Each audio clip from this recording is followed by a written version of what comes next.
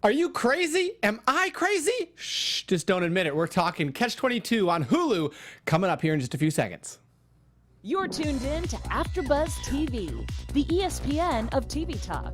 Now, let the buzz begin. Woo! What is up, everyone? Hopefully you enjoyed the first episode, Catch 22, the brand new series on Hulu, 6-part series that we are breaking down here on AfterBuzz TV.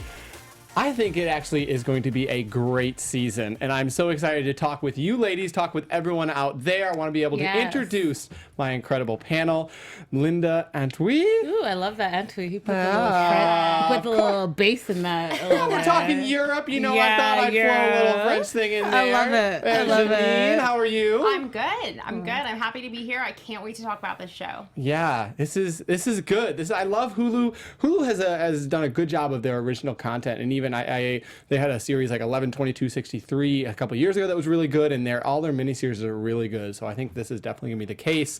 And this is obviously based on the book Catch 22 there by Joseph Heller. This is definitely a miniseries. It's different, certainly, than the book. Yeah, and we'll break that down because the book is, jumps around a little bit. This certainly a little more chronological. I first want to, though, get your opinions. What did you guys think? Can First I say episode. something real quick? Break it down. What do you got? Stephen King says, to my mind, there have been two great American novels in the past 50 years. Catch 22 is one. Wow. Do you think one of his books is the other? Obviously. That's exactly. He didn't want to say that. That's why it was like the reverse compliment, but for real. Mm-hmm. Overall, though, good episode. Do you think that we're on a right path? Amazing. It was so entertaining for me. I was like, oh my goodness, this is so funny. I agree, and it was beautiful. It was so cinematography oriented. Yes. Graphic. Cinematographic. It was beautiful, regardless of the word. And she's trying to say it was beautifully shot, and she enjoyed it. I did. Thank you for translating, Linda. Janine. She does. She really does. Yeah. No, absolutely. I agree with you. By the way, I'm Michael Clouse, your moderator tonight, and moderator tonight, whenever you're watching this morning, overnight, if it's 4 a.m., happy 4 a.m. to you. And we're going to be talking a lot in this episode, breaking down the Catch 22 predicament. What does Catch 22 mean? The origin of Catch 22, talking about the characters, obviously a lot of main characters, George Clooney's character, some other ones in there, talking about, good, bad, pros, cons, all that, and breaking down kind of how they're acting. And then some amazing special segments and news tonight, actually sharing some World War II heroes, an incredible special segment coming up that you're not going to want to miss, and then some news and gossip, maybe why we almost didn't see George Clooney. Stick around, you'll hear that. Yes. Talking about Catch 22, which I didn't know this, you shared with me that it was almost Catch 19. Yeah, it was almost Catch 18. So 18. Another book, this was written in the 50s, came out in 61, but another book came out that had the number 18 in its title. So when they were getting ready to publish it, they're like, oh man, we can't, it'll be too confusing. We have to pick a different number. So they picked 22. So now it's Catch 22, and that's how it's part of our vernacular. It's part of crazy. We use that expression all the time, and it was just a number. It could have been Catch 18 instead. Catch 18. Mm-hmm. Yeah, that's a Catch 18. Yeah, the slogan came from the book, not the other way around, which I didn't know. Did you know this, that the slogan came? Did you ladies use the slogan? Oh, it's a Catch 22. Yeah. Yes. For sure. All the time. But I also use expressions that people don't really know. So I used the expression, can I borrow your eyes, the other day? And I had a room full of people blinking at me. But yes, I did know that Catch 22 is from the book, and I do use it. I'm Canadian, so I have a bunch of stuff that people are just looking at me like, what? What are you saying? What is a toque? Is that a hat? Yeah, it's like a beat. It's a beanie. Oh, yeah. I know what a toonie is. A toonie and a loony. Toonie and a loony, all of it. So, yeah, I speak crazy. You guys are going to know a lot on the next 6 episodes here on AfterBuzz TV. I can guarantee you that. By the way, talking AfterBuzz TV, they have so many different shows on their network. There's over 100 hours of content every single week that we do here on AfterBuzz. Just go like, comment, subscribe. Basically, any show that you watch on television, any show on Hulu or Netflix or Amazon, any main show, we break it down right here on AfterBuzz TV. So go check it out. I know they were talking The Bachelor last night. They talk Game of Thrones. They talk everything in between. Go check out AfterBuzz TV. And again, like, comment, subscribe, tell a friend. It's all free. We just want your support just a little bit in that manner. Catch-22, obviously they explained it at the very end, which I don't know, I guess it didn't dawn on me initially of like, oh, Catch-22 is the slogan and it's because of this. So the Catch-22, that anyone who wants to get out of combat duty isn't really crazy. You're crazy until you admit it. Yes. Yes. And when you admit it, you're not crazy. And when you admit it, you're not crazy. Correct. The doctor, he's such a likable character. Yeah. He's great. He's really great. And he actually, that actor directs 2 episodes. Really? 5 and 6, yep. Doc Tanika is also played by Grant Heslov, and he is the director for the final 2 episodes. It's, what did you ladies think just of the I don't know, the theme, I don't want to say the genre, but like this theme and the attitude throughout of like wartime then? How accurate, obviously this is a satirical show, but how accurate do you think that theme is, or what were your thoughts as you were watching it? It seemed very nonchalant, like, you know, Yossarian doesn't want to be there. I liked it. I mean, the first episode where they're doing the parade and Yo-Yo does not want to do the parade, and we start to learn about his character. I thought it was hilarious because it's weird to say, oh, it's hilarious when it's wartime, but the things that he was worried about were ridiculous things to be worried about. Like, you're worried about being in a parade, so he's always in the infirmary because he has some type of something going on with him because he doesn't want to be portrayed as like a parade hero, which I thought was hilarious. Yeah, I think that it's probably pretty accurate. I mean, I don't have a military background, but from what I can imagine, you would be really stressed out about a lot of random stuff all the time, and maybe some of it's misdirected and misguided stress. Like, you're going to focus more on the parade, to Linda's point, than actually on like the task at hand. But I think that's what's so great about this show. The book originally and then the show is that there's this complexity in these emotions, and they shift back and forth. And what I think they really did well in this show is they shifted back and forth. They were fluid between the comedy and the drama really seamlessly, which I think is really hard, and the actors did a really good job doing that too. Agreed. Yeah, I think you hit a nail on the head of like, I couldn't tell if the action was a break from the comedy or if the comedy was a break from the action. Yeah. And it was kind of a smooth blend, though, too. And then, like, when George Scheitskoff, when he was talking about, like, the trouble marching, I was literally in tears laughing. Like, he broke it down to 7-inch swing, 4-inch gap. Like, why can't you guys get it together? And then when we were introduced to the characters, and they're basically like, this is just synchronization. It shouldn't be that hard. And then he's like, why is it hard? And when we learned about the first character, Yo-Yo, and he's like, no, that is a rhetorical question, don't answer. And then when the character answered, I was like, it's a wrap.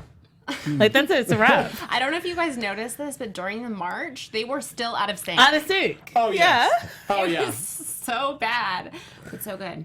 Yossarian is certainly, I think, a realist to like the 10th degree. Yeah. You know, anything where he's like, oh, this is the way it is. This is the way. Don't answer that. Please don't answer. I can't do the combat. I don't want to do the combat. And that gets us kind of talking about the characters. Obviously, Yossarian, played by Christopher Abbott. He's the main character, the person who we're kind of seeing all this through. Yo-Yo. Yeah. You know, like saying Yossarian, you just doesn't. I like Yo-Yo. roll off. Yo-Yo is a lot easier. I love it. Comes back to you a lot easier. Yo-yo pun? Anyone? Nothing? Yo-yo. Hopefully someone at home got that yo-yo pun. I got it. He clearly doesn't took a want second. to be there. Do you think, my question is, do you think we'll find out why he is there? I think we're going to find out by the end of it why he's so anti, like, hey, like get me out of here. But I also feel like he's a little bit of a slacker. Do you know what I mean? Like, he got drafted, he wants to do his time, and then he wants to go and be a playboy and live his life. And I think that this is like a slap in the face reality, and he's really not trying to be there, do that. Do you think that was something that was common in that era or even today? I think that being drafted must be like a serious thing. And if you're not serious, you're like 20, 21, this is a slap of reality where before you were like, oh, you know, I can just like hang out and like sleep around and chill. And here it's like you are responsible for lives. And I think that the 2 times that we saw where he saw people die, it was a slap in his face. Like, oh, this is real. War is real. I know that, to your point, we're probably going to see his progression and his rationale sort of unfold later on. But I think it's important to note, too, at the time, your definition of masculinity was partially defined by whether or not you were willing to go and fight for your country. Right. I know that my grandfather was not able to go. He tried. He wanted to sign up, and he wasn't because of flat feet, which...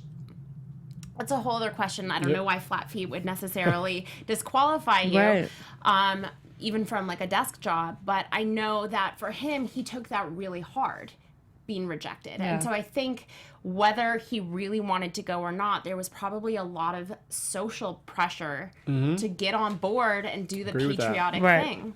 Right. Yeah, no, I absolutely agree with that. And so I'm very curious. You know, they obviously opened up with him, which they never answered that question in this episode. So I'm hoping in future episodes, the opening shot is him walking naked. Yeah.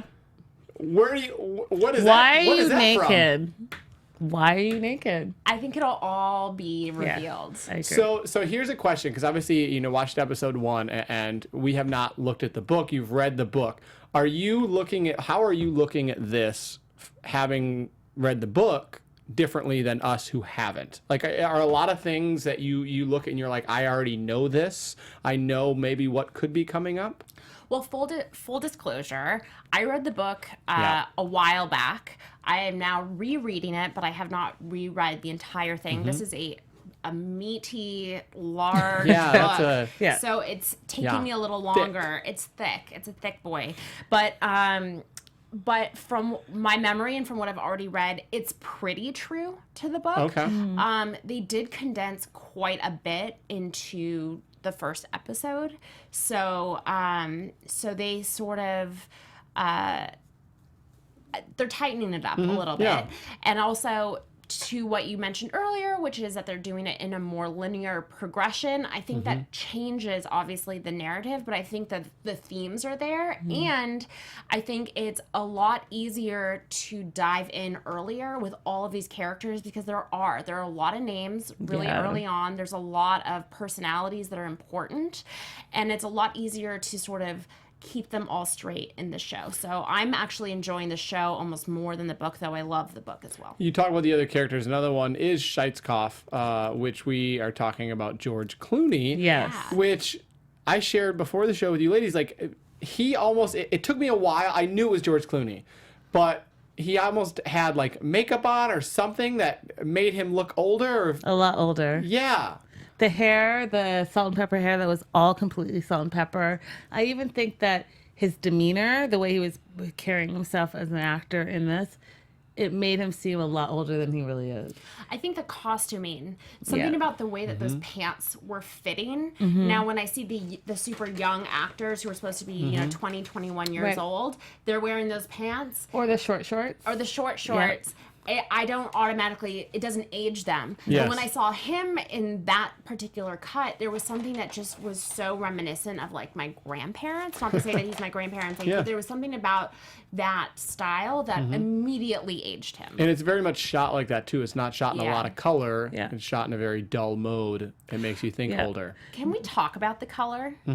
So the color I thought was really interesting because it simultaneously threw me right into that time era, like a postcard from that era. Absolutely. But also reminded me that the whole thing was a show at the same time, but in a really like pleasant way. I don't know if you guys experienced that. Yeah, I felt like the color really, like you said, brought you into the era.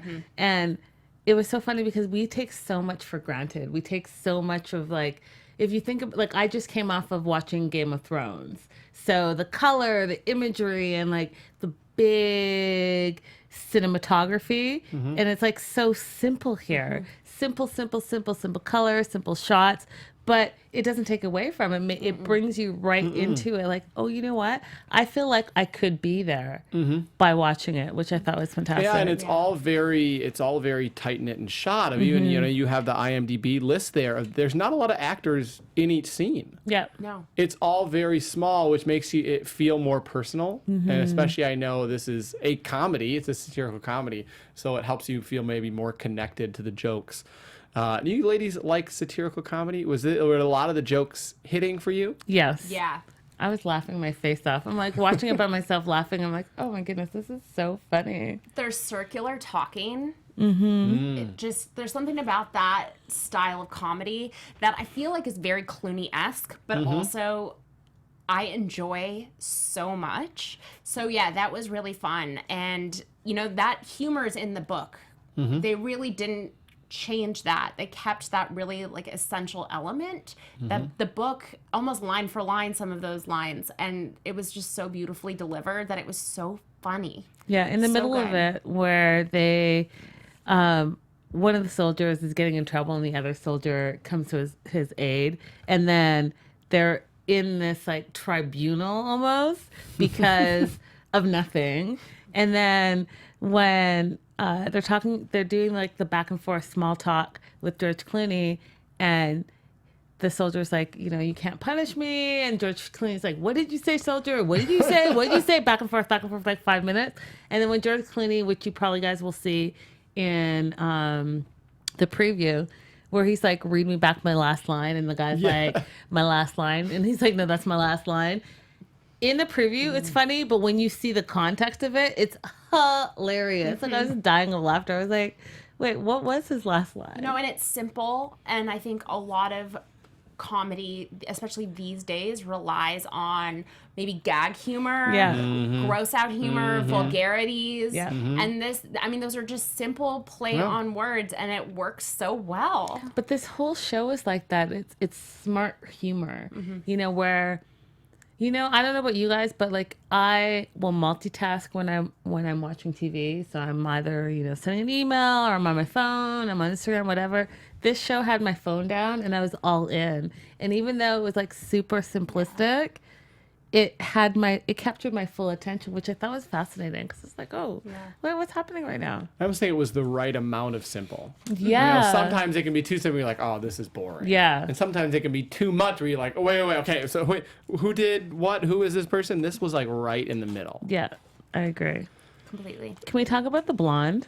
And then when we found out that Yo-Yo was sleeping with the blonde and who the blonde is. Did you think that who did you think she was? I thought it was his girlfriend because they're Yes. similar in age, right? And they were talking about not nonsense, but stuff that you talk about in the 20s, like God and like what you're gonna do with your future and all of that stuff.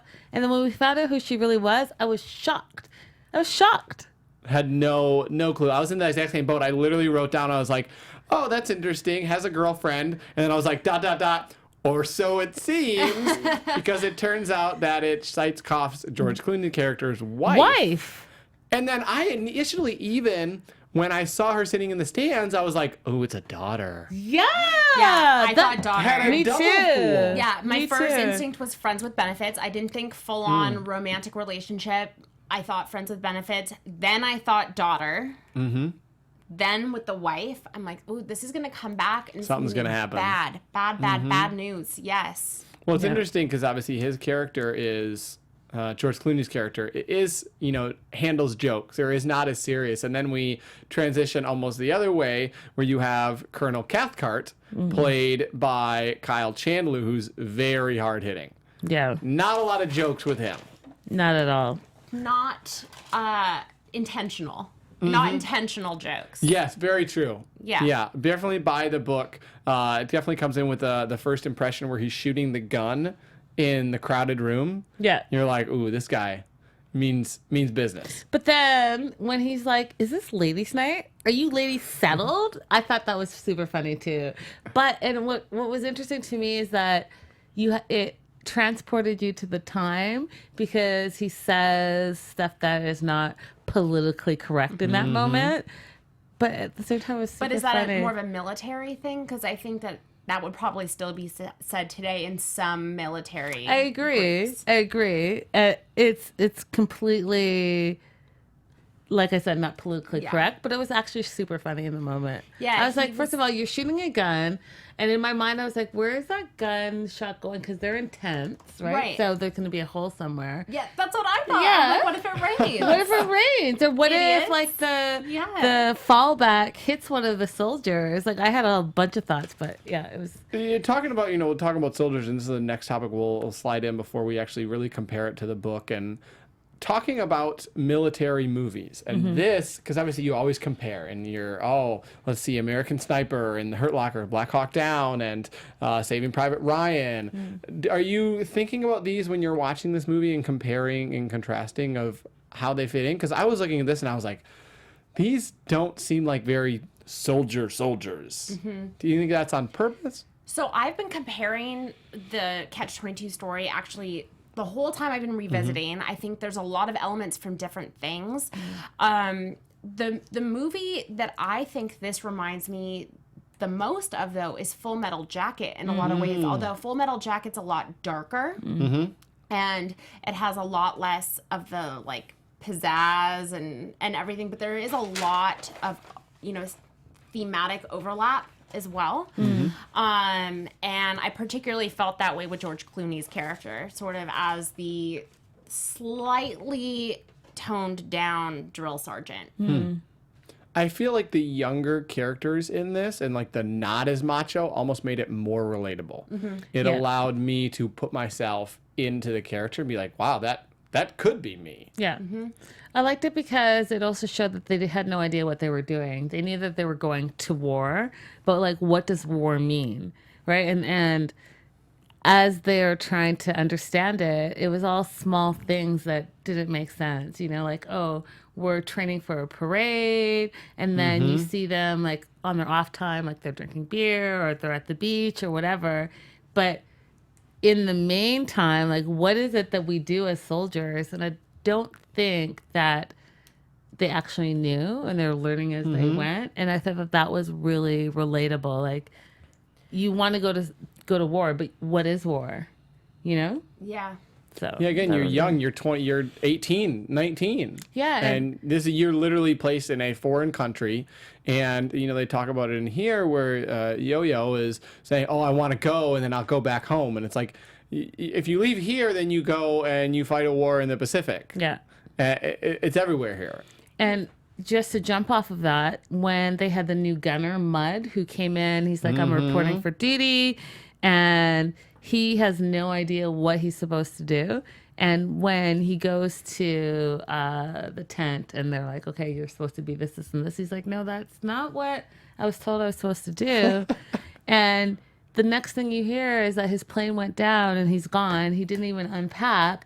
And that is the same as what I'm saying. Like, you don't know what you're going to do. You're showing up for duty thinking you're doing one thing, and one thing is not one thing. Yeah, that was a pretty important moment. It was. In establishing the rest of the series as well. That was really significant.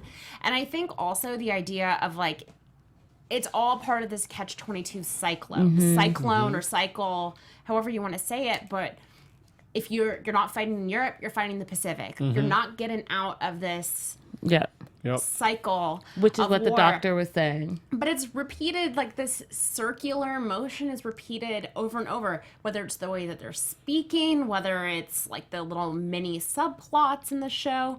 Everything is just whirlpooling around and around and around. And I think it's so genius. Yeah, I think, as the show progresses, it'll really kind of show you that there's problems everywhere, and like you need to deal with the problems because as they're saying, oh, you have the problem with the parade. Okay, well, guess what? It can be worse. You could actually be in combat. Okay, and if you were back in America, you'd be having some other problems. You need to be able to deal with it. So I think it's really, and maybe this is part of the book of like that coming of age of just kind of accepting responsibility and realizing that these are the cards that you have and you just have to play them. Yeah.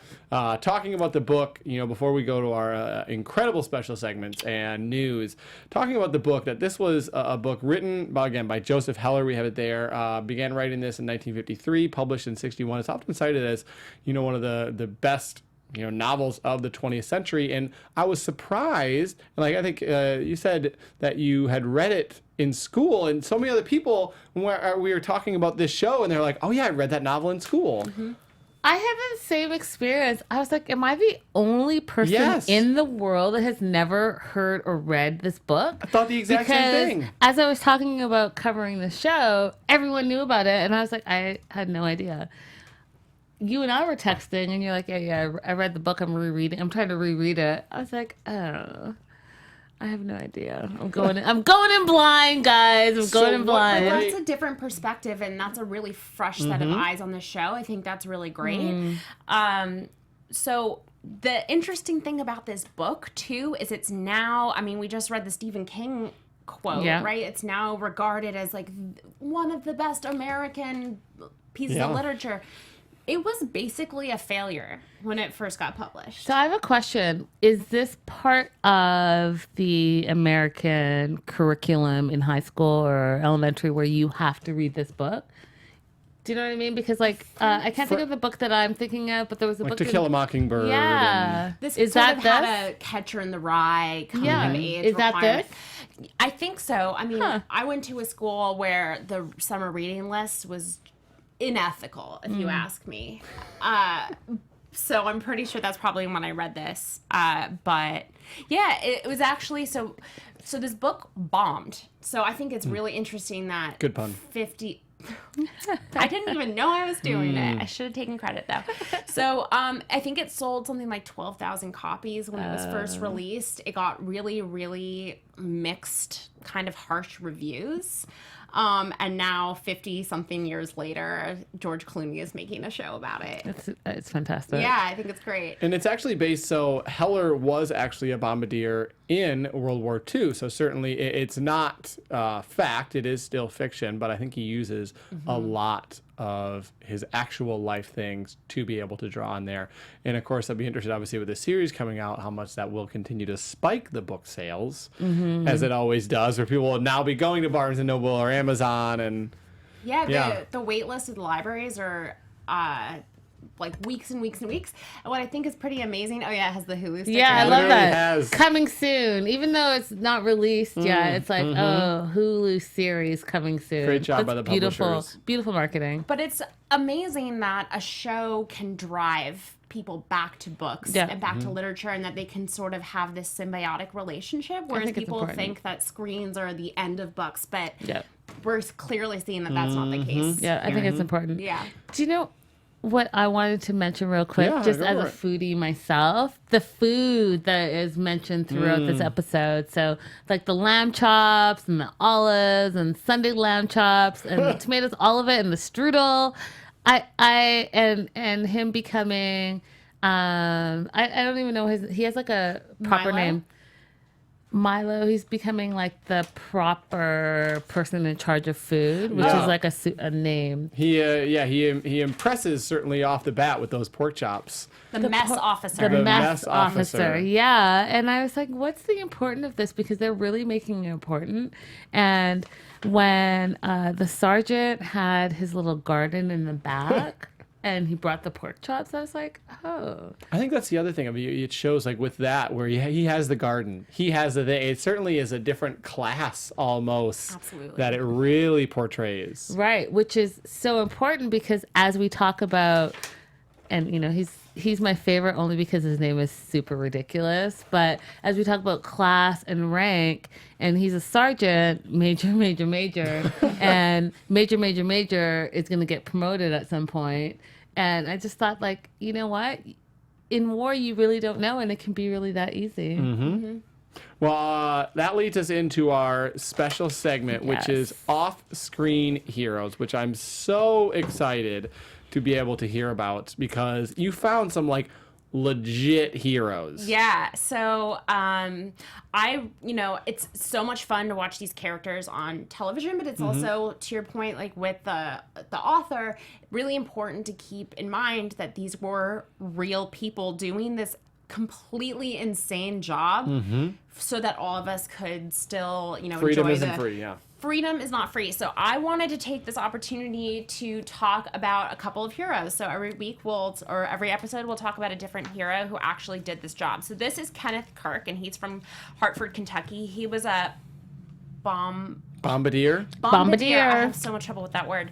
and gunner in the 446th Bomb Group of the European Theater. Now, this was also the bomb group that helped pave the way for D-Day at Normandy. So, really, really important group of guys. He enlisted when he was 20, served 2 years, and he sat in that nose. He did what Yo-Yo does and sits in that glass nose, though he was actually in a B-24, which, depending on timing, I can tell you the differences between the B-24 and the B-25, but basically very similar jobs. Had just as dangerous of a job. Just as dangerous. He was actually dropping bigger bombs out of an airplane called Mama's Little Angel, which I think is really great. I love the names on their airplanes. And he said that he would get so much flak or anti-aircraft fire that you could almost walk on it, that it was so thick that it was just unbelievable. But he flew a total of 28 missions in basically freezing temperatures because those planes weren't insulated, he said. He says he's glad he did it, but he would never want to do it again. And he returned to the U.S. and worked in coal and agriculture, but still remembers all of the bullets and missiles flying by trying to specifically kill him. So Yo-Yo is not all that crazy when he starts to believe that as well. So Sergeant Kirk, we want to take a minute and thank you for your service. I love those pictures, too, that you brought up. If anyone, by the way, you can find us the show on YouTube. You can also find it on iTunes, Apple Podcasts, and wherever else podcasts are found. But if you want to be able to see those, definitely check out the YouTube because, that was incredible to be able to see. And again, you had the picture of him personally back then, him today, but then also him with his group with his there crew. In the Mama's Little Angel group. Yeah. Yes. Now we're going into the news segment, which I was shocked to find out, Linda, that we almost didn't have George Clooney. At first George Clooney didn't want any part of this project. He and his partner Grant Heslov finally changed their mind. Clooney not only co-stars but co-produces this new version of Joseph Heller's Catch-22. And, quote, they said, "Do you want to do Catch-22?" And he said, "No, I don't want to do Catch-22. It seems ridiculous. It's a beloved novel. I don't want to get into the middle of that," says Clooney. And then Clooney had read the book in high school. This is considered one of the greatest American novels of all time. So it's required reading when I was in high school, he says. So I don't want to butcher it. But he changed his mind and he finally did it. I'm glad he did. I'm glad he did too because it's really, really great. I have a couple of photos that I wanted to show you guys. So he is with his wife, Emil, at the premiere, European premiere of Catch-22 because it hasn't been released yet. And what I thought was great is that this is him in Italy with the cast and crew of the show. It's Christopher Abbott, Kyle Chandler, and Harrison Osterfield. And they are at one of George's favorite restaurants, Antica Pasta. If I'm saying it right. My Italian is completely non-existent. And the president of Paramount, who also produced the series, joined them in Italy for this kind of premiere. And what I thought was really interesting about this whole thing was that during this dinner premiere, George was practicing his Italian. And according to page 6, did we know that George lives in Italy full-time? Full-time? Full-time. So he lives, and I'm going to have to find it, but he lives in a city in Italy full-time with his wife, which I thought was like, wow. Practice your Italian, George. What a life. It just makes you way more sexy. Yeah. Yeah. Well, I wonder if that certainly gives that European history too, because obviously that's where the whole show takes place in and around Italy. Yep. And where they shot it. Yeah. Yep. Absolutely. Lake Como, Italy. Lake That's where he Como? lives. Lake Como. That There we sounds go. nice. I bet George has some bucks. I bet he has a couple houses. Yeah. There's one in Italy. One in London. One in LA. He just sold his Casamigos for $1 billion or something like you that. can afford it. You can get one or two houses. But that totally makes sense. Think of it. Casamigos, his Italian lifestyle. I love it all. This totally fits him. I'm very much looking forward to seeing what we'll have from him as this season progresses. And again, we're 5 more episodes. What do you ladies think as we learn about predictions? I think for my predictions, I think that what's going to be important is the missions. So what we learned in this episode is that it was like 16 missions, went to 30 missions, and now 35 missions, all in the same episode. So I think that with Yo-Yo, that's going to be an important part as he moves forward and what that means for his character's development. Yeah, I'm looking forward to seeing his character development with regards to his relationships to the other guys, because I think they're all going through stuff already just in this first episode, and it will be really interesting to see how they all sort of get through this in their own different ways. Like Clevenger, for example, I'm dying to see how he deals with this. In terms of predictions, I can't imagine that people will survive in this show. So I imagine along the way, people will sort of succumb to some of that anti-aircraft fire. Yeah, and it'll be interesting how they, merge that in with the comedy and the satire and, keep it so that you're not totally, and I think they did a good job in this episode. I mean, I couldn't tell if it was, satire and then the drama and stuff was a break, or if it was a drama with the satire as a break. So I'll be interested moving forward to see how they do that. But yeah, I think I'll be interested in how they kind of tie in other characters and how they're feeling. And mainly not like the upper class people, the colonels and the majors, but anyone who is, the private first class, who's actually going through it there, in that glass tube. Oh, I can't even imagine. I'm so afraid of heights. So that is an actual nightmare for me. Yeah. But I'm grateful that they did that. I'm grateful that I don't have to. Absolutely wild. Yeah. Well, we are just getting started on this series, Catch 22 on Hulu. You're watching here on AfterBuzz TV. Thank you guys for watching. Again, we have so much content here on AfterBuzz, so go like, comment, rate, subscribe, tell a friend, all those easy things to do. And then join us back here for more episodes of Catch 22 as we break down this miniseries on Hulu. I've been your moderator, Michael Clouse, but certainly again, lovely ladies, please shout out your social medias where they can find you. Guys, all across social media, you can find me at Linda So Girly. And I'm Janine Doyon, and you can find me at Janine Doyon. Thank you guys for watching. We'll see you next time. Bye, guys. Our founder, Keven Undergaro, and me, Maria Menounos, would like to thank you for tuning in to AfterBuzz TV. Remember, we're not just the first, we're the biggest in the world, and we're the only destination for all your favorite TV shows. Whatever you crave, we've got it. So go to AfterBuzzTV.com and check out our lineup. Buzz you later. The views expressed herein are those of the hosts only and do not necessarily reflect the views of AfterBuzz TV or its owners or principals.